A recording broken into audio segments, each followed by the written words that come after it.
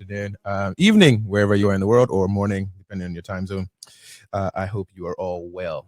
Today, I will be walking you through our acing the product management interview like a pro. I will be your host for this webinar. My name is Tolu on behalf of SkillHat. If you're just joining us for the first time, SkillHat is essentially a place where you can skill up and tool up for joining the tech industry. So I am one of the coaches in our company, and I teach the product management class. The goal, of course, of this webinar is so that you can see what it's like to get ready for interviews, and ultimately as well, we can be part of your journey transitioning into tech, upskilling in tech, and of course, even considering a career in tech. So for the purpose of today's class, or mini webinar, I will be giving you a little taste of what it's like to be in one of my classes in the product management space. Within our classes, of course, in addition to teaching you the skills that you need, we also down the line also provide some services around career coaching. And obviously, this is one of those little transitions after you've learned the course, which gets you into learning about how to interview in product management and what have you. So that's kind of what we're going to do together for the next hour. But before I continue, I'd like to just know where you're joining us from. So feel free to use the chat. Don't be shy. Let us know, where are you joining us from? Whatever part of the world, just give me a city and your country. That'd be awesome, just so I have a sense of what's going on. I will do my best to be as interactive as possible. You've already seen the music at the beginning of this webinar, so I'll probably put some breaks in there as well, just to get some participation as well. And then, of course, if there's a poll, please, I hope that you will participate and join us. And of course, at the end, it's important I mention, I do have a special fun offer for you for joining this webinar. So I've been authorized to do so based on SkillHat's instructions. So I'll be more than happy to share that with you towards the end of the webinar. So I hope you will hang with me for the next coming minutes and obviously participate in the chat. I will thoroughly appreciate it. So we've got a couple of people out of Toronto, someone from London. Hey, shout out to you guys with the pond. Really appreciate it. And that might be actually be London, Ontario. Please let me know if that's London, Ontario. So I've got Lagos in the building. Some places in Ottawa and what have you, the GTA. I really appreciate you guys for joining me. All right, so while I'm getting that up, I'll just get started in terms of what to expect in a product management interview. Oh, yeah, I didn't give you context. So for myself, I have worked across a couple of companies as a product manager. So I've worked at IBM, I've worked at Rogers in Canada, and of course now I work at Meta in the US. So I have a little bit of experience across all of North America in that span as well. In terms of interviewing, I have also interviewed for Microsoft, Google, Amazon, Reddit. Let me think, a couple of other companies as well that were fun to experience. So interviewing is not necessarily new to me. Across different companies, big scale, FANG, the regular companies as well, startups. I've done it all, trust me. So I do my best to share and be as helpful across those who also want to join the field. And that's kind of my goal in general. Okay, I've got Kingston, I've got from Wakanda. Oh, that's a good one. Okay, that's a good laugh. And of course, that's Mo who actually runs SkillHat. So you love the energy. All right, guys, let's get into this. So in terms of what you're going to expect today, so we're going to walk through, some of the processes of interviewing. I will touch base quickly about some of the types of questions you're going to see. So you will see, obviously, there's design questions, the strategy questions, the estimation questions, behavioral, and then we'll go through some other tips as well. So that way it gets you understanding what to expect in the product manager interview. And of course, if you do need help, we also do have career coaching services separately. So you can reach out to Mo, the guy from Wakanda, if you're about that life. So let's get right into it. Let's can't get over that. Okay. All right. So typically, the product interview process is typically you do like a recruiter call, like let's say you've applied, of course, and they think you're a good fit. They've looked at your resume, or maybe someone referred you. Typically, I will recommend you get a referral if you can, or at least speak to the HR person, whoever is hiring, before you apply. Applying blind is one of the more difficult things to do in the product space, because product, in addition to being technical, a lot of it is also being personable and being a real person. So if someone can get to see what you look like, or I mean, not from an appearance perspective, but like get to see who you are, see some things about you and connect with you as a person, then it is a lot easier for them to be like, I can see this person in the shop. and so they should interview. So that kind of experience, that personal experience, is very important in getting started in the first place. So applying blind can happen, and I have done it. At Rogers, the way I got that job was applying blind. I did the cover letter thing, I did the resume thing, and I applied blind because at the time I couldn't find anybody that I knew at Rogers, and I didn't know anybody who worked there. So I applied blind. So it's still doable. It's just harder to do. Okay. All right. So let's say you've gone through all that, you've found someone to refer you, or you've applied blind and miraculously gotten the call. What happens next? So typically with the recruiter, they'll just ask you a few questions just to confirm everything you said in your resume is, quote unquote real. Just some light questions just to see if you're a good fit. That is the first step. Okay. The next step typically will then be hiring manager. Okay. So that's whoever actually is offering the role. And then of course you go through a panel sometimes. You may do a peer review interview. So it's just like, for example, I'm the product manager. This is the engineering team I'm going to be working with. They will also want a say in who their product manager is, right? The designer might also want to have a say and things like that. So that's part of where the peer interview comes in. And then sometimes, or most times, depending on the company, the executives who are running that team will want a say in who they interview. They want a veto in terms of, well, we want to see who it is that this hiring manager has recruited. This can also be a skip level manager. So that's the manager above your manager. They may also want a say. So it could be any of an executive in terms like maybe a director, a VP. It could also just be a skip line manager, and that could also be it. And then the final interview at that point, let's say you've gone through all these hurdles, is to discuss the offer. And that in itself, even though it's not really an interview, it can be. I've seen scenarios where some people rescind offers based on your negotiation here. No one wants to feel like, like an asshole or like they've been swindled or what have you. So that can still happen. So it's still technically an interview. Now, of course, the ideal is not for your offer to be rescinded. Okay, that's not the ideal. But it is still a negotiation because obviously you still need to discuss your salary. You need to discuss maybe vacation time, any accommodations you might need, if you need accessibility things, maybe you want to work from home. Those kinds of things need to be negotiated, and there's a way to do that in terms of interviewing. We won't get into that today. Of course, if you want more on that, we can always touch back at a later date. But again, that is also an interview that you should keep in mind. All right, so let's skip to the next part. Now, before I get into some of these questions, in terms of like how to interview properly, I feel like it's important that I just touch on a few things before we get into what we're about to say and what we're about to discuss in today's webinar. When you're interviewing, especially in today's world where like we're now virtual, right? Like a lot of interviews will more likely be over a computer. It's very unlikely that they will drag you into the office to interview and then you have to wear a suit and all those kind of things, dress your best, bring out your Sunday best specifically for the interview. It is not that likely, especially in tech and almost especially in product management. So you have to have some level of etiquette over the call. As much as you're in the comfort of your own home, taking an interview while you're lying on the couch, I feel like it goes without saying. I mean, if you disagree with me, you can say it in the chat. Like, come on now, right? So those kind of things go without saying. But the obvious things we're gonna assume But again, I just gotta call them out just because again we're doing this. I just gotta call it out. Please don't take your interview on your couch. Please don't take it in like a bathroom. Like, please don't take your interview in like, a place where it's loud or like while you're walking on the street. Like, find a confined space. If you can take on headphones, if you need to hear it specifically, obviously do that. If you don't have to be like me with getting on a full-on setup like this, but at least be sure that you can be heard and they can hear you, right? So if you need to be in a quiet space, find one. Typically, if you're also going to be on camera, again, depending on the kind of interview, if you're taking a phone call, then obviously it doesn't really matter what your background looks like.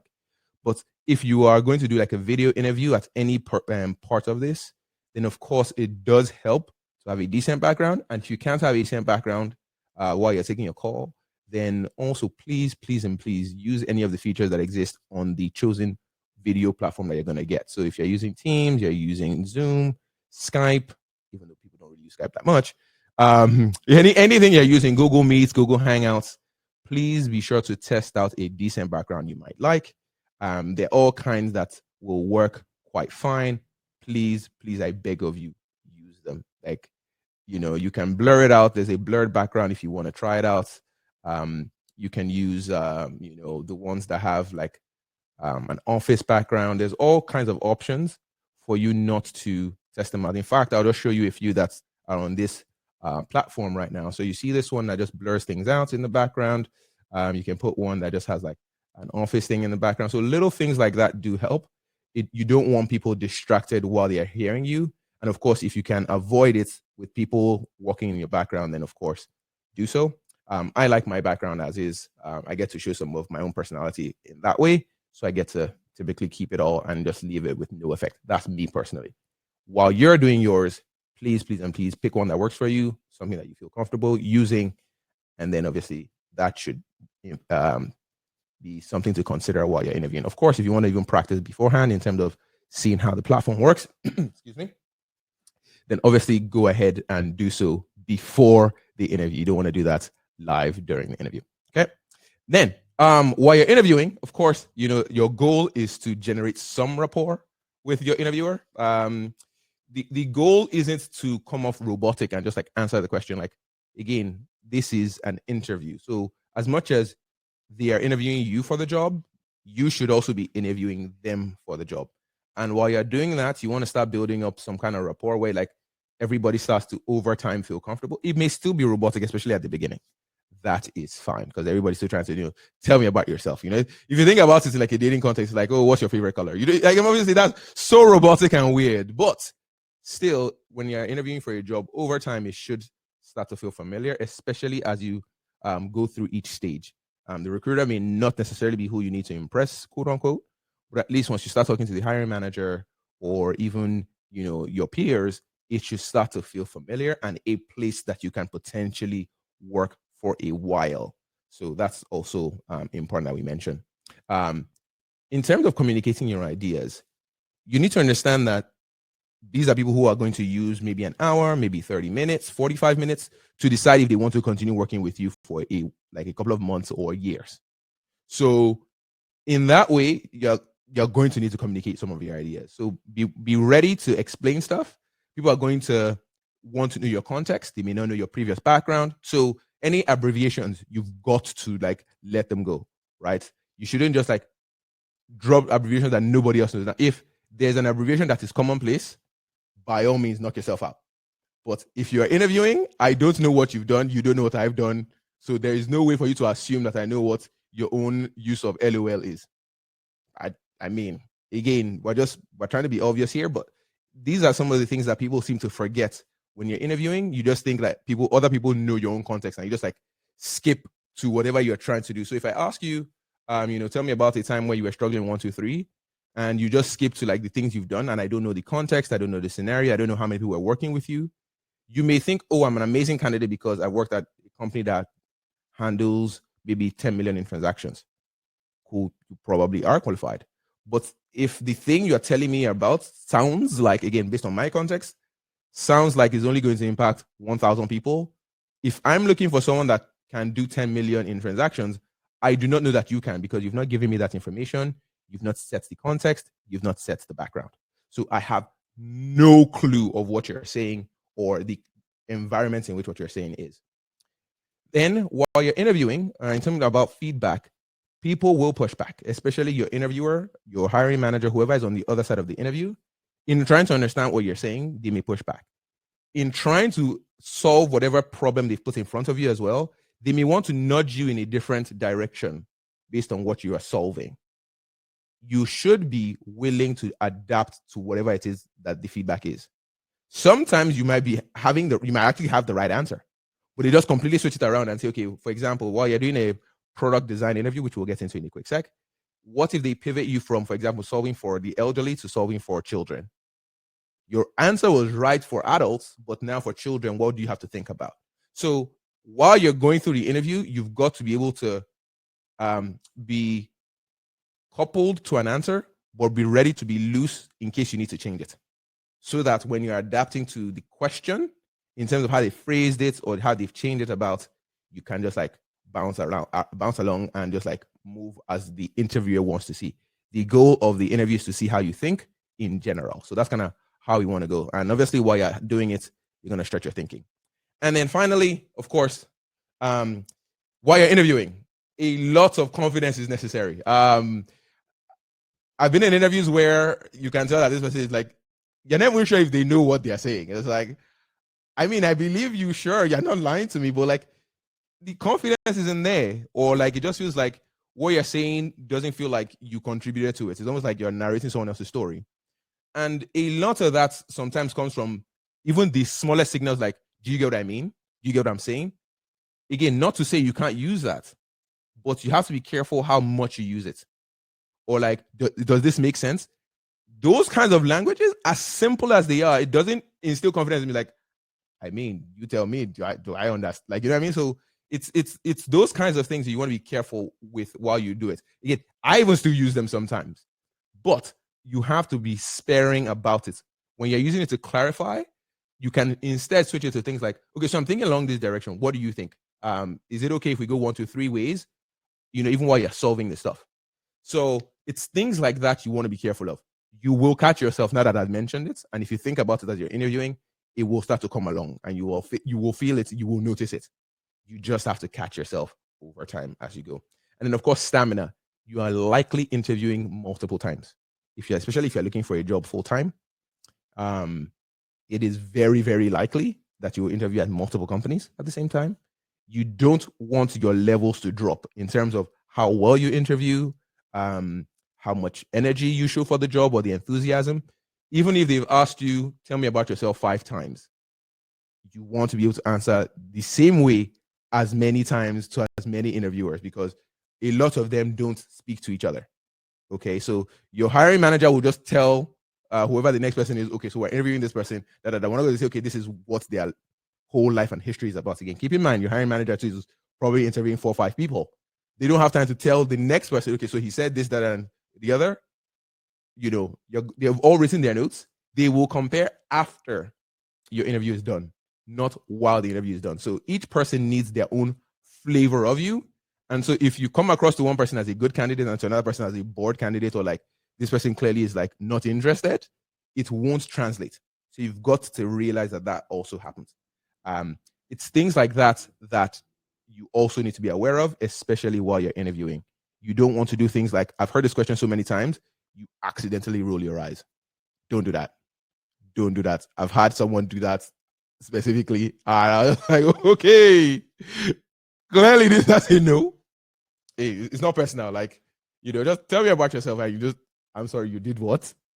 All right. I mean, sure, I'll probably listen to the rest of your answer. But again, that's how fickle people can also be in interviews. Sometimes you don't want to like rule yourself out for not even being good at the job. It just feels like you came across either rude, uninterested, unbothered, like almost like, so why are you here? If, you know, and it may just have been a simple, I've heard this question so many times, I'm tired of answering.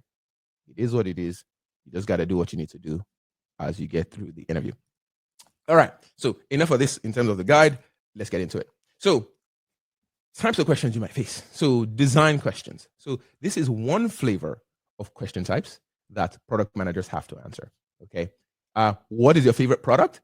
Is essentially as simple as hello world. Now, if you don't know what the hello world problem is, if you're in computer science or software engineering, every time you learn a new programming language, one of the first things, the basic of the basic is how to write a program that returns back to you saying hello world, just so that you know how to essentially write a program and it responds back to you. In product management, that is essentially, what's your favorite product? That question, as simple as it is, can be a 45-minute question, depending on the company, depending on the interviewer. What we're looking for in that is not simply that you like something. We're going to ask why you like it. We're going to ask what features differentiate it from anybody else in the competitive space. We're going to ask who else is a competitor in that space and why you like that particular one of everything available. We're going to ask you how you'd improve it. 1, how you'd improve it for a separate group. 2, and some of the pitfalls that you should not fix. Essentially, what is a glaring error that is aware but is a clear trade-off?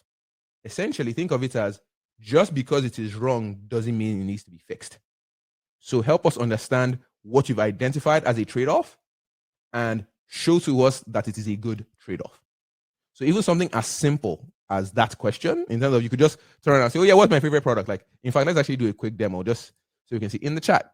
Think of some of your fun products, just let me know an example, and we'll use one just for the purpose of this. So, think about some of your favorite stuff that you use all the time. Think about your favorite product, something that you can't go a day without using. What would that be? And just want to take a quick example. So I'm just gonna give it a few seconds just to see if anybody gives me something I can use, and then we'll take it from there. All right. So the first one we got was YouTube. Brilliant. So imagine someone that's coming to the interview. Hey, tell me about your favorite product. YouTube. Okay. What do you like about it? You can say, well, it has amazing videos. Oh, there's TikTok as well. Oh, I've got a couple with TikTok, but we'll come back to that in a sec. Maybe I'll use that in the next type of questions. So let's say YouTube is your favorite product, right? And you get asked, okay, so who are the competitors to YouTube? You say like Vimeo. You say, what's the other one? Even Google Drive technically is a competitor to YouTube. And someone can ask you, okay, so how do you know Google Drive is a competitor? Well, if you think of think of YouTube as a video storage platform, YouTube stores videos, Google Drive stores videos, and you can watch them back. But if you think of YouTube as a streaming platform, then its competitors are not even just all the Vimeo and all of them. Then there's still, if you think about streaming, Netflix is technically a competitor to YouTube. TikTok is technically a competitor to YouTube. You can use all the, Google Plus, not Google Plus, sorry, Disney Plus. I was thinking of the pluses. Disney Plus, any of the other streaming platforms, Paramount, Hulu, those kinds of platforms end up being a competitor. Amazon Prime. So if you think of it in that way, then that is a competitor. Now, if they ask you what is a way you would improve YouTube, you can say, well, I want to improve YouTube for kids specifically. And I would ask you, why YouTube for kids specifically? Well, there's this market for YouTube. In terms of the adults, I think that YouTube has pretty much cornered that. If they're looking for a place to grow, I think children would be the next. We know that, for example, children obviously need to watch something in this day and age. A lot of them are very, very connected to iPads. We believe that this is an area available for growth. If you already get the adult, there is this other person in the house that doesn't really have a quote unquote choice on what to watch. If we can influence their parents' decisions, we can find a new market for growth. So I want to improve it based on YouTube for kids. Okay, well, we have a YouTube for kids-ish version. What would you change? Then you can say, we can change maybe some of the security features. We give them their own profile. We block out some of their billing, on and on like that. And that is how you've already seen multiple problems that are available to expand on even solving and improving for YouTube. That's one area. You could even still say, even within YouTube, for example, you want to start verifying YouTube users. So all kinds of things like that. There's so many different problems that are available that you could start to solve for. So I'm just going to read this question in the chat. Hey, are there any products that you think you should not mention? Yes. Okay. And part of the reason why I was using this was I wanted to finish this line of thinking and then come back to why we shouldn't. But now that I've already been dragged in this direction. So typically, in my opinion, you want to use a product that, one, you know well, but your interviewer does not know well. That is my opinion. Part of the reason why is you can set the context, you can flex your product skills, and ultimately you can showcase that you can describe a product. Because as you're going through the interview, you're going to be telling a lot of stories, right? There's a lot of storytelling throughout the interview. And so introducing a new concept to your interviewer can be a lot of fun, especially because in trying to understand the product, your interviewer is also now exploring their own curiosity. Using things like YouTube, Google, Instagram, yes, they do sound unoriginal because it's already like mainstream. So it may be very difficult, especially if the product manager on the other side probably already works there or has worked there in the past. Okay. So they may end up trumping you because they know about the product better than you. So in my opinion, I prefer to use products that I have the original knowledge in terms of the conversation. So, for example, one of the key ones I use is essentially one of the products that I'm using right now to conduct this webinar. So that is called a Rodecaster Pro.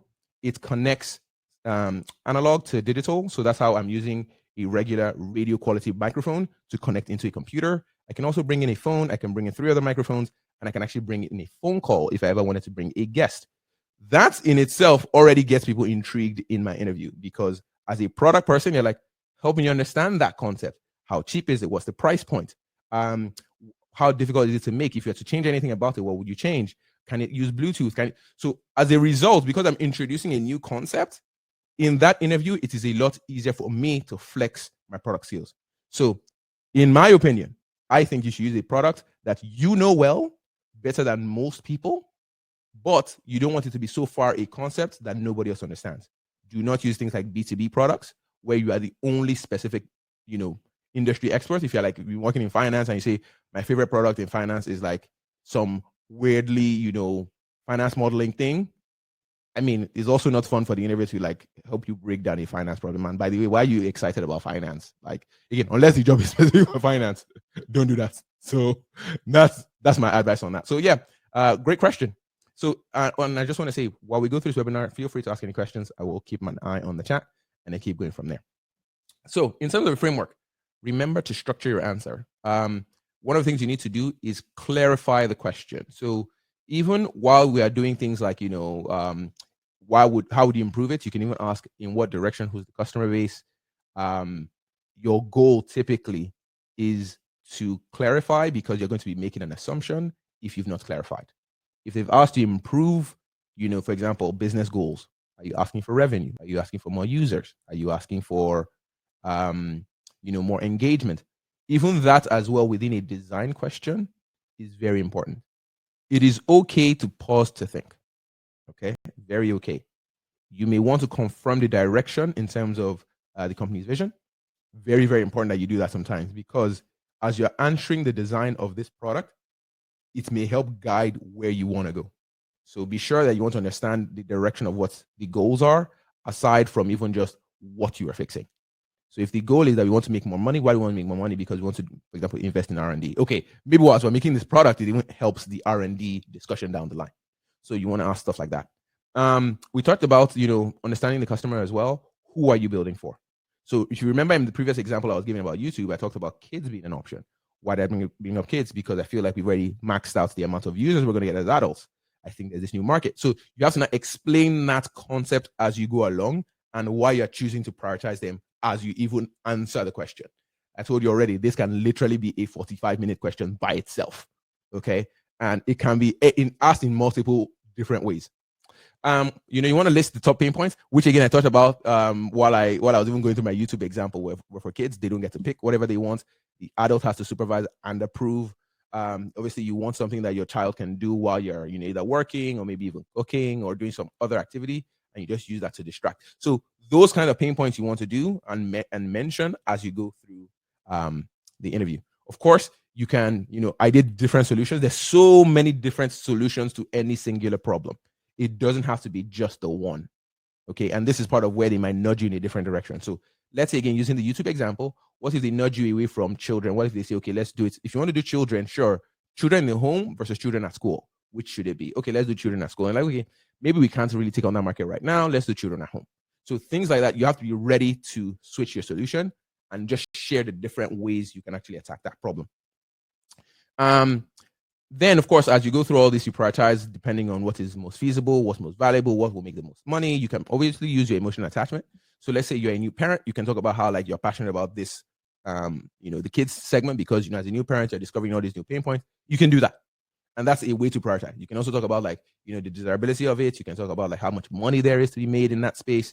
And of course, how you will measure the impact of your improvements on top of that. So we've gone now from just what is your favorite product to a conversation about how you think about improving products. That's actually the heart of that question. It's not just telling me things you like. Like that's not the primary point. All right. So that is the design question. Let's move on to the next type of question. Okay. The strategy question is not really a product question per se, but it affects product because when you think about strategy, a lot of what you're going to do as you build out products is how it gets in the hands of customers or how you are going to bring this beautiful idea to life.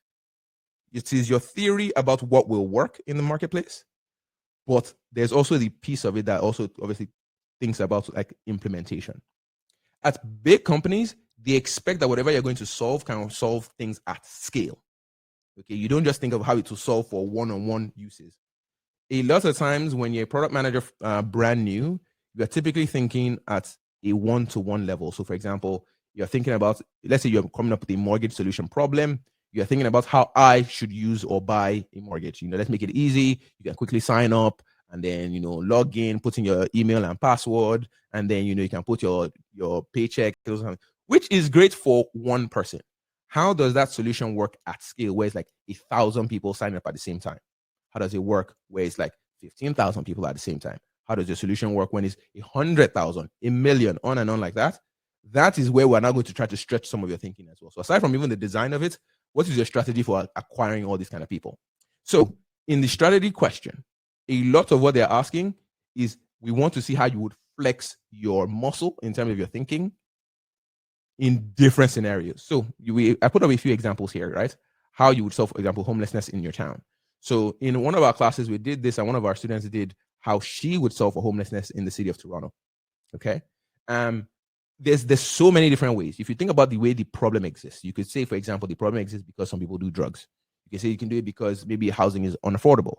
You can do it because maybe you say housing isn't as available in terms of the quantity that is out there. You can do it because, say, for example, some people have just had like something really bad go wrong, like maybe a financial collapse, and they couldn't recover. That could also be a potential problem. And so your strategy around how you would solve them is different for each problem you've identified. Which problem are you going to identify? Obviously, before you even get into whatever one you want to do, you clarify with your interviewer. Hey, I've noticed these 4 different problems that could potentially exist. Which of them do you think we should explore? You want to do that conversational thing. And so even in answering your strategy question, you want to make it a back and forth. Okay, so when we say homelessness, are we thinking about homelessness and again, we can even break it out according to age groups, right? Like if we do it at an age group level, are we thinking homelessness in children? Are we thinking homelessness in teenagers? Homelessness in adults? The elderly? That could be a way you break it down. You can do, are we doing it by gender? Are we thinking homelessness for women and children versus men? Are we thinking homelessness for example, suburban areas versus rural areas? Are we thinking versus like a downtown core area? Those different things you want to clarify before you start showing that, oh yes, if I wanted to fix homelessness, I would just put community housing. You've not told me anything. Why did you pick community housing? Why is that the solution you came to? What kind of community housing? Are you thinking, a bungalow? Are you thinking like you do like a shelter? Are you thinking that it is pay-per-use? Are you thinking it is free to use only on weekends? There's so many different layers to it that you just running straight to an answer is almost like wrong, even if it is a correct answer. The goal isn't to tell me the answer, it is to show me how you got to your answer. I'm just going to take a pause here just to take a look at the chat here. The question goes, how would you go about situations when they ask you something you absolutely know nothing about? All right, so that's a good one. So I think that's this one is around even, it's a bit of strategy, but also connected to design. And so the question goes, what if they ask you something for an area you know nothing about? For example, and in this case, a voting system in China. Interestingly enough, in my interview at Facebook, I was asked to design a voting system as well. And ultimately, as we expanded on it, it became a voting system for schools and how you would change the system by state in the US and then by country. So that question is actually a very simple question. It is not about the voting system in China. It doesn't matter what China is about. It can be any country. It can literally be Nigeria, Luxembourg, Liechtenstein. It can be how you vote in Brazil. The country makes it sound difficult, but the real question at the heart of it is, how would you design a voting system? That is really the question. So if you voted before or you've seen how vote works, in fact, they've also not even specified what kind of voting. It doesn't have to be political. It can literally be, how would you vote for idols? So when you break down a problem, try not to panic. That's why a lot of times the first thing you need to do is even just pause and ask a question back. When you say voting, what are you voting for? Because it could be as simple as, how are you going to design a system where you can vote by text? It can be vote by show of hands. Like, if you think about it, right? Like, and that's the quote unquote ridiculousness of product interviews. If you panic and think the things that come straight to mind, you might already be wrong just by your first assumption. You want to clarify what's in your head to your interviewer and be sure you're on the same page before you start solving anything. So even this question that's asking how you would design a voting system in China doesn't matter. The real question is how you would design a voting system using China as a case study. That's really what it is. So by the time you unpack the voting question first, understanding what kind of voting system they're asking you for, then you can even ask, okay, so what would be the difference using this in China B? And then they can tell you, okay, well, China has different provinces or, mega cities that they want to break out the voting system for. You're going to do the voting system by, and if you're in Canada, by province, and maybe in Nigeria by state, and then you aggregate it all ultimately to provide your solution. And that is how you would have broken down that solution for the China use case. Would you ask them to define voting or define it yourself? You can do both. So you define it. So you can always say something as simple as, if we're discussing voting, in my mental model, voting means 1, 2, 3. Is that what you're thinking? So you've defined it. You just want it to be clarified. You can also say, would you help me understand when you say voting, are we thinking something as simple as, for example, picking class captain, picking who's the president of our university? Are we thinking like voting at the scale of like student council? Are we thinking like senators? Because the reason why asking those questions is important, the sensitivity of voting at a political level in terms of voting leaders, governments, is different than voting, for example, at the school level. You don't need as much security to the same degree. Because if you're voting a massive system for a country, then obviously you don't want interference from other countries. Whereas if you're voting for, and obviously the transparency is only limited to citizens, but not to foreigners. Whereas if you're voting for a university, the transparency to other universities doesn't matter. It doesn't really matter, right? So if you're voting for class captain, the transparency to other classes doesn't matter. This is class 1 that's voting for their own class captain. It doesn't matter.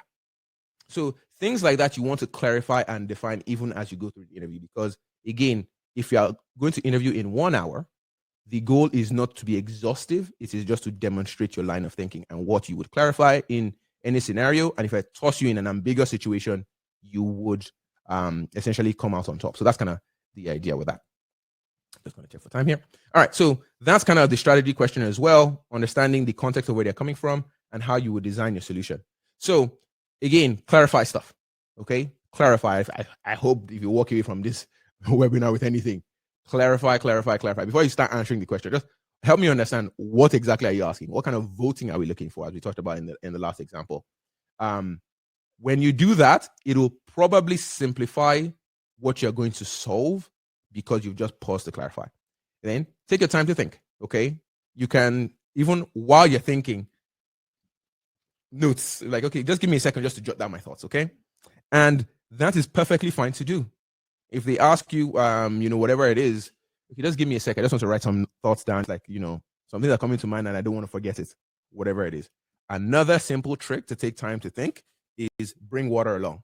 If you bring water along to your interview, you can just be like, okay, let's give me a second, let me think, okay? And while you're doing that, your interviewer is like, yeah, that, what this person is thoughtful. You've not done anything other than just sip a drink of water. You can bring a cup, you can bring whatever. Something that simple gives your brain a rest. Just like, all right, let me think of the multiple different directions you want this to go. Again, if you confirm what the vision of the question is, again, if in the case of the voting question that someone has brought up in the chat, it is potentially possible that you're working at a company that works at scale or works with China. So they're trying to see if you understand the intricacies of stuff that happens with China or the intricacies of stuff that happens at scale. They're trying to see how you would think about those kind of different problems that exist. What would be the edge cases you will think about? Things that a good product manager think about, not just the happy path, which is like, okay, in all cases while you're voting, you want, for example, popularity to win. Maybe you look at a US example where there's electoral colleges. So whoever wins in the state carries the votes in the state. So when you're able to demonstrate that you understand that voting systems can change in that way and there's flexibility, that is part of what we're looking for to see in terms of your vision, your ability to think, and that you can make different, points. So also, again, you also need to mention, as you get through all this, some of the metrics you're going to use to measure your strategy. And then, of course, how you would prioritize one over the other. Again, similar to how we did design. So you can start to see that they are both very similar, but still slightly different. Keep in mind, sometimes the interviewer may not ask you one or the other. You can just ask you one combined. So keep that in mind as well. So let's say, for example, if you're doing how you would solve homelessness and you come up with, I want to solve homelessness through an app. Sure, it doesn't really matter how you got to the decision that you go to use an app.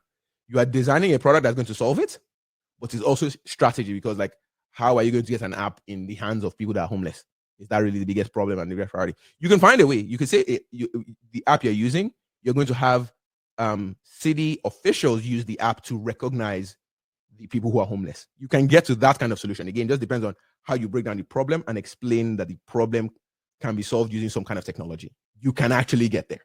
But like I said, it is all about how you frame the question, or at least reframe it back, understand the priority of the question, and how you want to attack the question.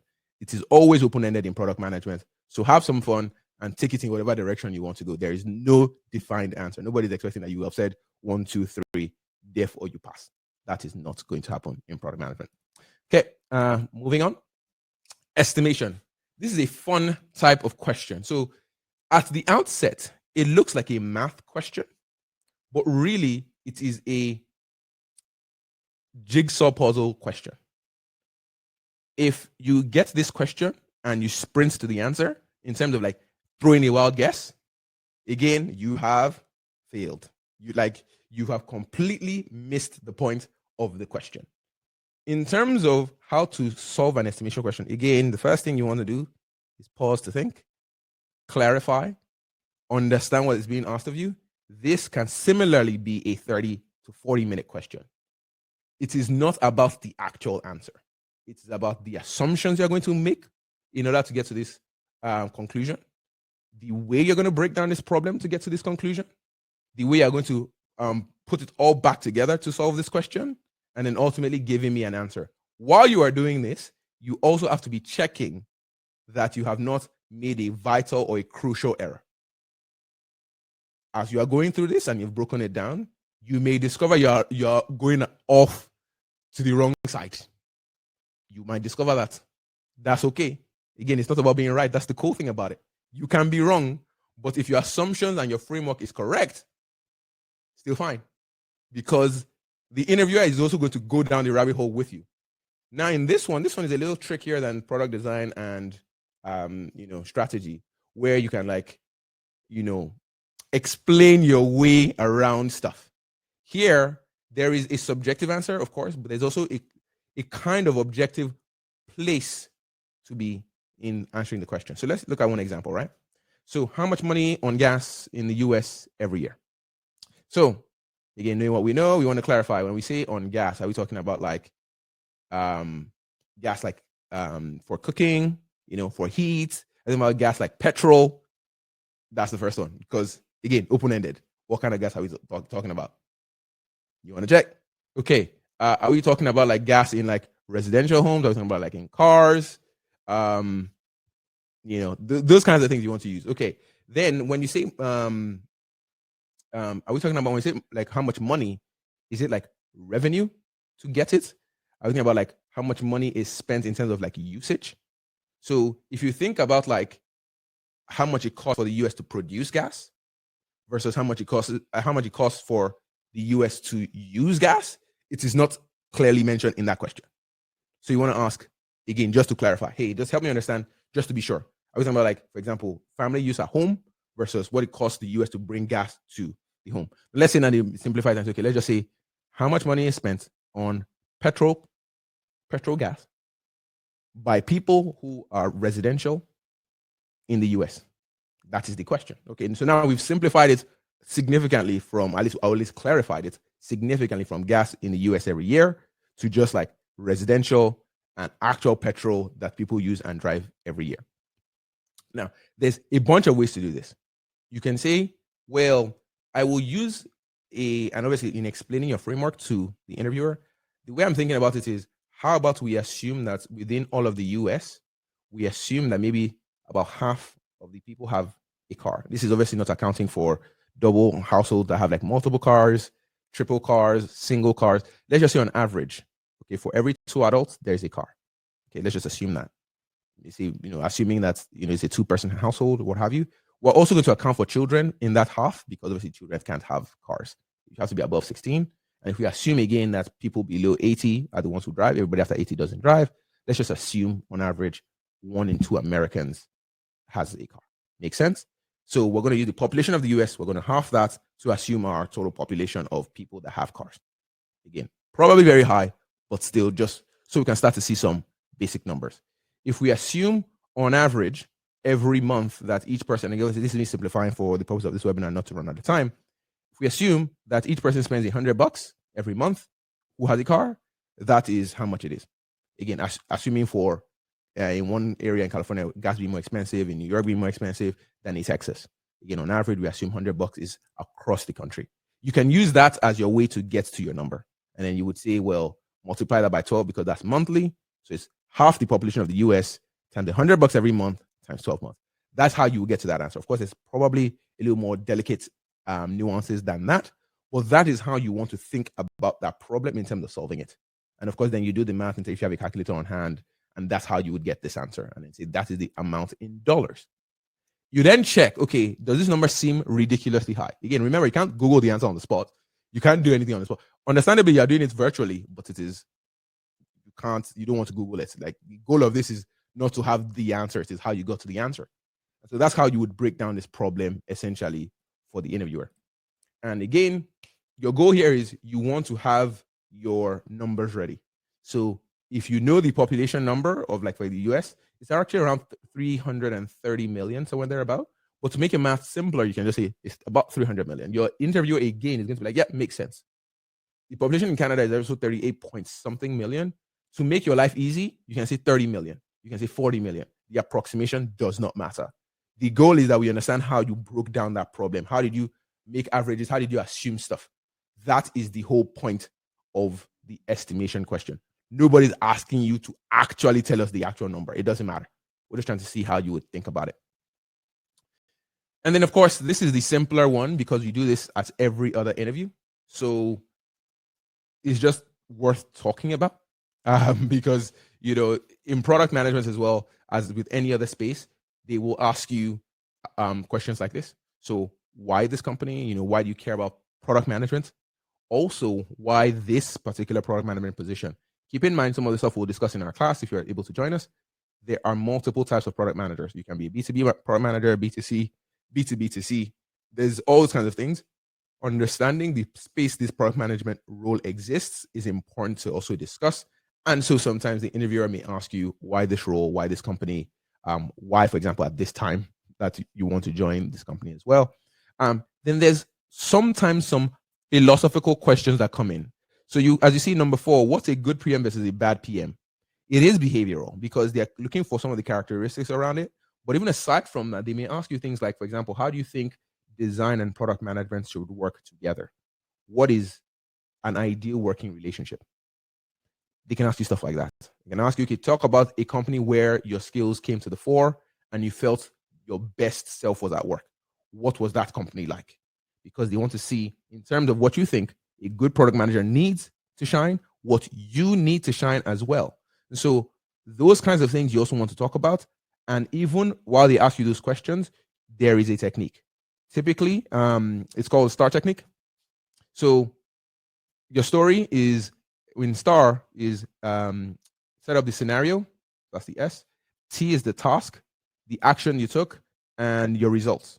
So even in thinking about your stories, there is a format in which you can tell those stories that it resonates easier with your interviewer. So things like that you want to keep in mind as you go through the interview. Think through your experience, okay? Think about the one that most resonates or makes sense to use.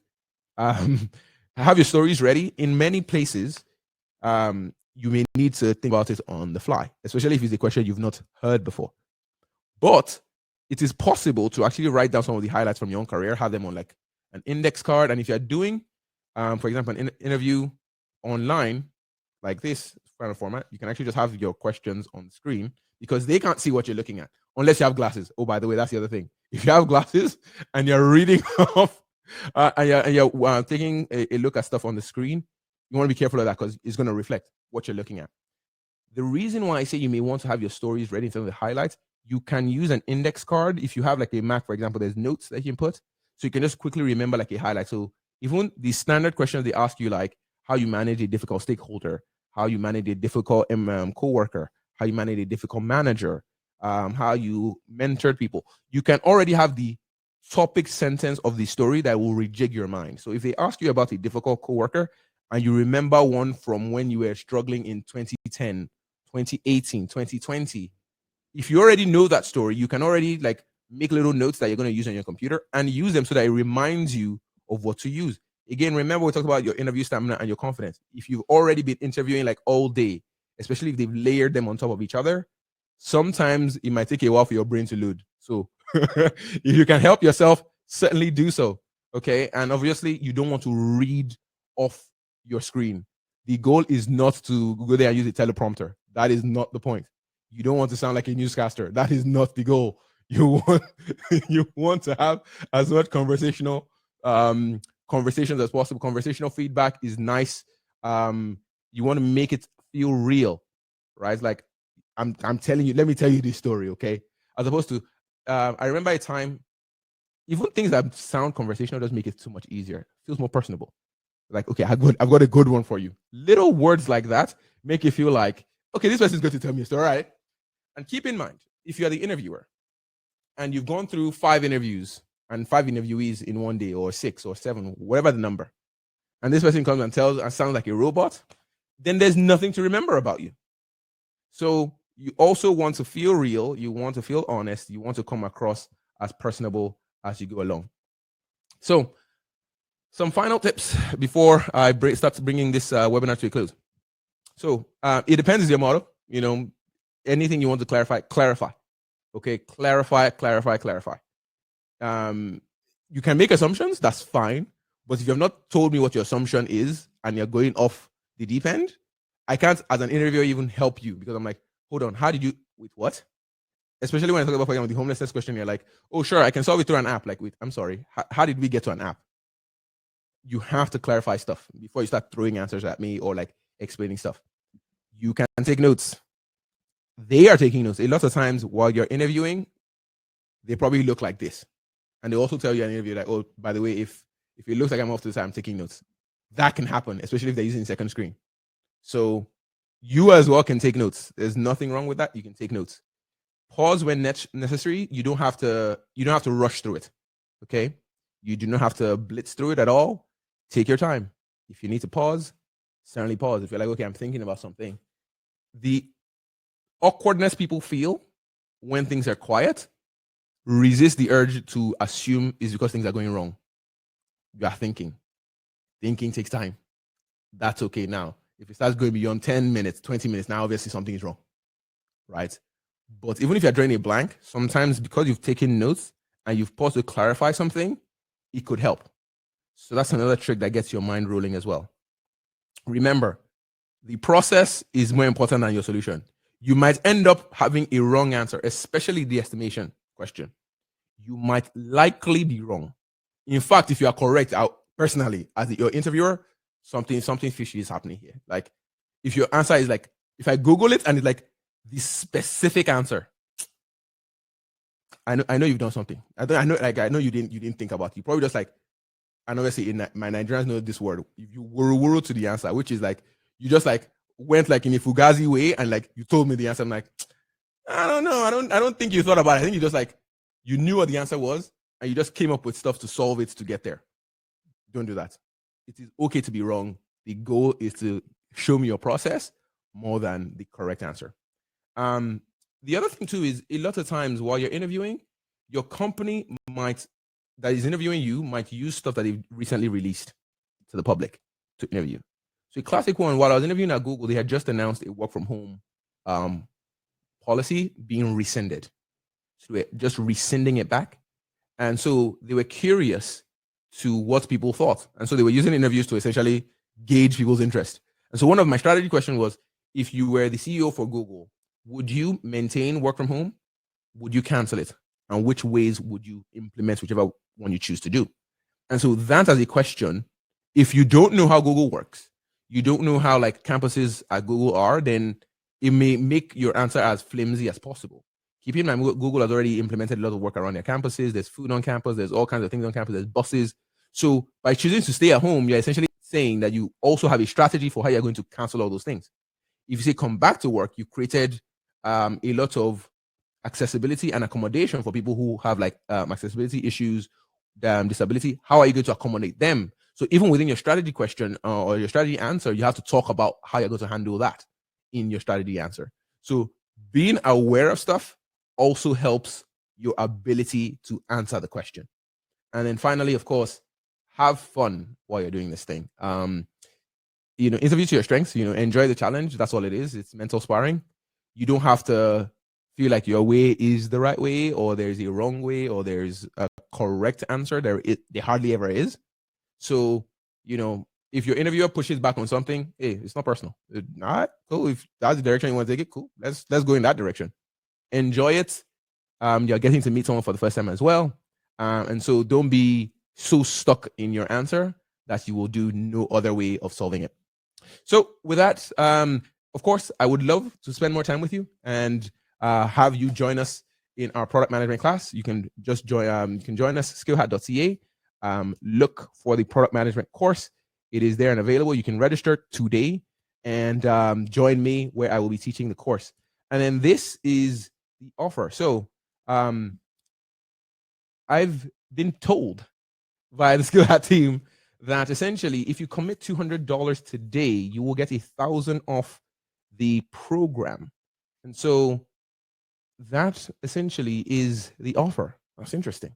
Okay, so I just taking a look at it. So yeah, so if you join my program management course, they will give you 1,000 off it. The $200 is refundable. So it is completely refundable. As long as you commit to it, they will give you 1,000 off. And obviously that gives you time to think about the course. And that will be in there. And I believe I have, if you have any questions about that, please put that in the chat. And so that is the offer. Very interesting.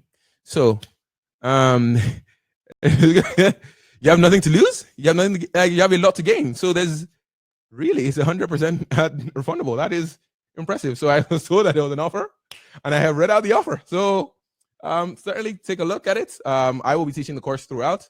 So you will have access to me. I'm also a career coach for SkillHat as well. So even aside from the classes, you can always touch base with me as well. What is the cost of the program? The course fee is 3,000 Canadian dollars. That is the course of the program. So it's 3,000 Canadian dollars. And then, of course, if you commit $200 to it, you only have to pay 2,000. That is the offer. Very interesting. I'm just like reading on it. Very, very interesting. So if you think about it in terms of value, I guess you get to learn from a product manager at Meta. There's also the tutor as well, is a director of product management at H&R Block. So that is going to be fun as well. So typically this should probably cost around like $5,000, depending on what it looks like at other product schools. So yeah, it's a very interesting thing. So I'm just gonna share some other stuff. So it says, if you're wondering why they're doing this, what's the duration of the course? It's a 9-week course. It's a 9-week course. I believe that is on the screen as well. So it's a 9-week course, and it's Tuesdays and Saturdays. Sorry, Tuesdays and Saturdays. So that the timing is all there as well. So feel free to join me.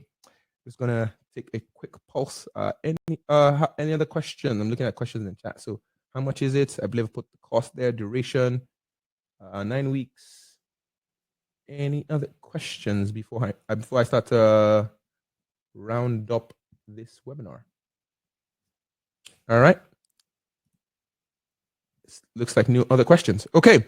So with that, thank you so much for joining this webinar from SkillHat. Is the 200 is it going to be transferred to the cost? Yes, it would be. So essentially, you still have to pay the 1,800 on the other side. Correct. That is the case. Yes. Is product management and product owner the same? Yes, they are. In terms of the scope, in terms of the role, they are not.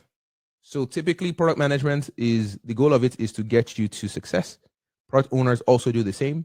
In terms of the scope, a lot of times product managers have more scope than product owners. A lot of times product owners will have a very small subsection of a feature that they own or a small little thing that they own. Product managers too may have that, but the product management team as a goal is bigger than what product owners will have typically in terms of the role definition typically. Other question, is the course helpful for those transitioning from non-tech backgrounds? Yes, it is. So if you're transitioning into product management, which personally I recognize happens.